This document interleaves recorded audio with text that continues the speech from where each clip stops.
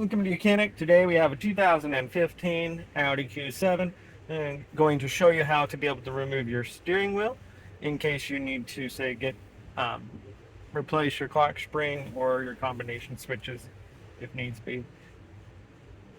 So to start with, you would have disconnected the battery, and so you can have movement of the steering wheel. Before you disconnect the battery, put your key in the ignition switch and just so that it unlocks it, and then when you disconnect the battery, the steering wheel will stay unlocked.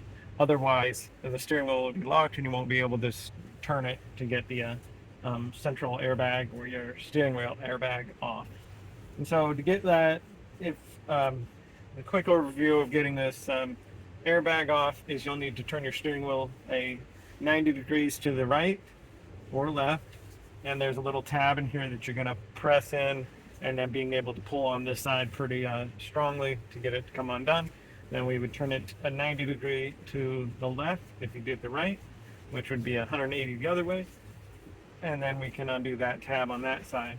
And then we bring it back to central, and then being able to pull this out, we have this one electric connector here that goes into the clock spring to undo, and then this connector here that connects into this electrical cable here and right in there. So we undo that, and then we can very gently just put our airbag down out of the way, and then we have now gained access to the to be able to remove the steering wheel. One thing we want to make sure that we have kept the steering wheel straight forward, or the tire straight forward, so that when we put everything back on, and when we put a new clock spring on or anything else back on, it's in the right location that it needs to be for us to be able to not break that clock spring, because the clock spring only turns like 2.5 revolutions to the right, 2.5 revolutions to the left, and so if you had it one revolution off, when you turn it, you're going to turn it too many revolutions and break the tape in there, and then need to replace that also. So we have our airbag removed. We have one electric connector in here to disconnect. So we just press the little tab there and then be able to unhook this and set that out of our way. And then we have our bolt that we need to remove here, which this is a triple square number 12. And we'll just, works really nice if you can use an impact on it. Otherwise, you may need some extra help to hold the steering wheel when you do this.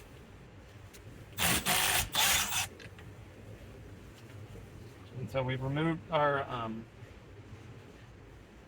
bolt here. It's not a bad idea to make a nice mark where you can line it up with your when you put the steering wheel back on. Sometimes your steering wheel, it will have like a central spline or a master spline. We do have an indicator here on the steering wheel portion itself, but not necessarily saying on that part there. So I'm going to get a marker to make a mark there, so when we put it back together. All right, so I made a mark right there that lines up with the other that's already mounted on the steering wheel unit itself. And now with that bolt removed, you should be able to pull back on it and pull and remove. And now we can set our steering wheel aside and out of the way. Yeah, good thing we make a mark to line up. There's not a different master spline, so you could actually put your steering wheel on like this, minus the clock spring's going to hold it the way it is. But you can put your steering wheel, and then when you bring your steering wheel central, it's not going to be, your steering will be off. So it's always a good idea to make a mark there. So that's the removal of our steering wheel, so that we can get to being able to replace the clock spring or anything like that. So now we're ready where we can put the steering wheel on. Again, everything we want to keep it all up central. We did make that mark there to be able to line with the line indicator here. As we line it up,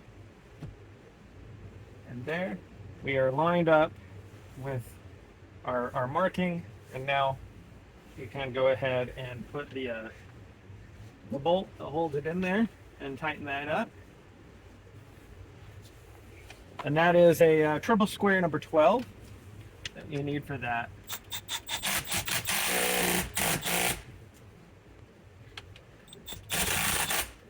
All right. tight there. And then also put your electric connector in there. Make sure that everything is solid and connected there. Good. And then last is our airbag. We still have all the wires hooked up to it from when we took it off. Like I said, if you buy an airbag, you might not have these wires hooked to the airbag, so you would need to just transfer these to your new one. So this is the fairly simple portion. We have these little locking tabs that need to line up right here and here, and then you just depress it, and you're going to push it pretty hard to get it to lock in there. We have this wire that goes down here, which is this portion of it. So we'll put that in right now.